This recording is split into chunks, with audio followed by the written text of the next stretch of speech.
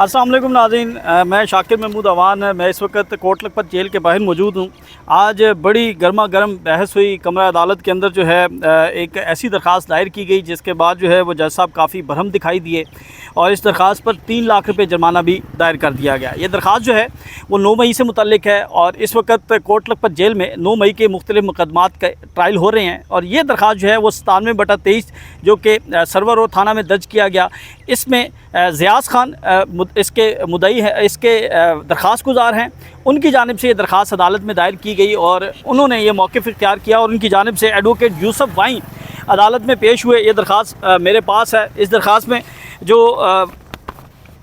State council और Syed Nabeel Mohsin PS Sarwar road, इनको जो है फ्रीक बनाया गया है और ये मुकदमा नंबर 97/23 है। 10/5/23 को ये थाना सरवर रोड पर दर्ज किया गया।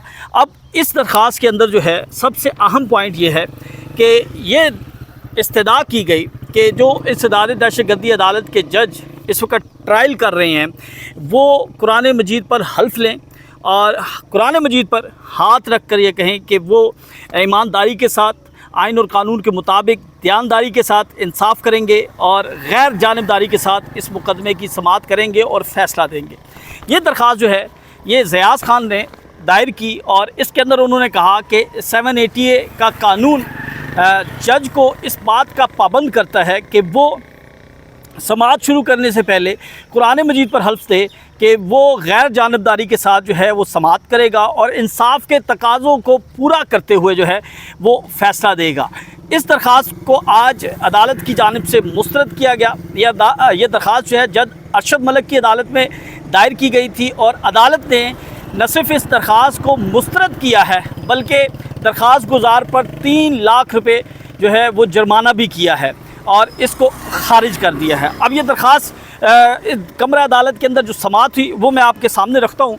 आज एडवोकेट यूसुफ वाई जो हैं उन्होंने ये दरख्वास्त दायर की हुई थी। इसके ऊपर दलाइल का आगाज़ हुआ और उन्होंने अदालत के सामने ये एतराज़ उठाया कि अब तक जितना भी ट्रायल हो चुका है 9 मई के मुकदमात का, किसी एक मुकदमे में किसी भी मुल्ज़िम की जानिब से ये नहीं कहा गया कि जज साहब ने जब समाअत का आगाज़ किया तो उन्होंने कुरान मजीद पर हल्फ दिया। अब उन्होंने मुख्तलिफ़ जो हैं वो अदालती नज़ीरे जो हैं वो उन्होंने अदालत के सामने रखे हैं। मुख्तलिफ़ सुप्रीम कोर्ट के जो फ़ैसले हैं उनके उन्होंने जो है वो हवाला जात दिए। इसमें उन्होंने कदीर हुसैन का एक जो हवाला था वो दिया कि सुप्रीम कोर्ट ऑफ पाकिस्तान में जो है नादिर ख़ान की दरख्वास्त थी और SCMR 770 2024 में ये दरख्वास्त जो है वो दी गई थी। उसके अंदर भी अदालत ने कहा और इसी तरह मुख्तलिफ़ उन्होंने अदालती नज़ीरें रखी। उन्होंने जो अदालत से इस्तदा की, अदालत से उन्होंने कहा कि 780A का जो कानून है 1997 का, इसका जो सेक्शन 16 है ये पाबंद करता है जज को कि अगर वो मुसलमान है तो वो कुरान मजीद पर हल्फ देगा, कुरान मजीद पर यह हल्फ देगा कि वो आइन और कानून के मुताबिक इंसाफ के तकाज़ों को पूरा करेगा, गैर जानिबदारी के साथ जो है वो फ़ैसला करेगा। उन्होंने कहा कि इसकी वजह यह है कि ये फ़ैसले जो हैं वो संगीन, इनके ऊपर दफ़ात होती हैं, स्पेशल कोर्ट्स हैं और इसके हवाले से एक प्रोसीजर मौजूद है। जब कोई गवाह आएगा, गवाह भी हल्फ देगा कि वो अल्लाह को हाजिर नाजिर जानकर जो है वो जो कहेगा सच कहेगा, सच के अलावा कुछ नहीं कहेगा। तो ये बाइंडिंग जो है वो जज के ऊपर भी है, जज भी जो है वो हल्फ देगा। और ये सिर्फ वो ये कह रहे हैं कि ये मैं नहीं कह रहा, ये 780A का कानून कह रहा है। तो अदालत की जानिब से जो है वो बरहमी का इजहार किया गया। अदालत ने जो है ये दरख्वास्त मुस्तरद की। अब इस दौरान जो प्रोसिक्यूशन है उन्होंने ये दलाइल दिए। उन्होंने कहा कि ये जो दरख्वास्त है ये काबिल समाअत नहीं है। उसकी वजह ये बताई गई कि जज कहीं पर ये नहीं लिखा कि जो जज है जो मुकदमे की समाअत कर रहा होगा वो जो है मुल्ज़िम के सामने जो है हल्फ देगा।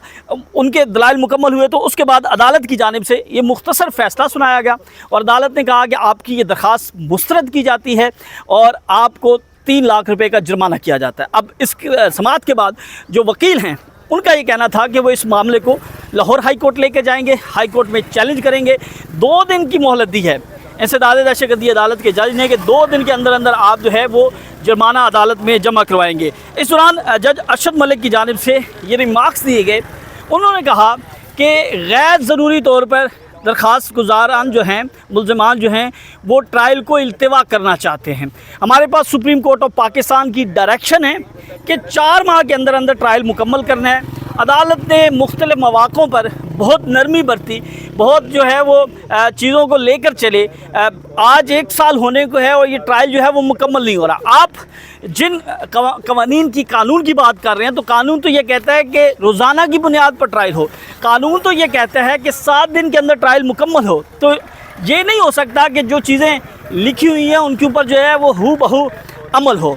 ताहम अदालत की जानिब से ये कहा गया कि हमने मुतअद्दिद बार जो है वो मौक़े दिए, हमने बार बार ये कहा, और उन्होंने कहा कि मुल्ज़िम कोई छोटा या बड़ा नहीं होता, कानून की नज़र में सब बराबर होते हैं और हम जो हैं वो कानून के मुताबिक, आइन के मुताबिक जो है वो अदालत लेकर चलते हैं। बहरहाल आज की जो बड़ी ख़बर है वो ये है कि मुल्ज़िम की जानिब से ये दरख्वास्त दायर की गई कि जज जो हैं वो ट्रायल शुरू करने से पहले वो हल्फ लेने के पाबंद हैं, कुरान मजीद के ऊपर हल्फ दें कि वो आइन और कानून के मुताबिक फ़ैसला करेंगे, वो इंसाफ के तकाज़ों को पूरा करेंगे, वो गैर जानिबदारी के साथ जो है वो फ़ैसला करेंगे। इसलिए जज जो है वो कुरान मजीद पर हल्फ दे। तो आज ये दरख्वास्त जो है तहरीक इंसाफ की मुस्तरद कर दी गई है। न सिर्फ मुस्तरद की गई है बल्कि 3 लाख रुपये का जुर्माना जो है वो भी कर दिया गया है। ये दरख्वास्त इस वक्त मेरे पास मौजूद है।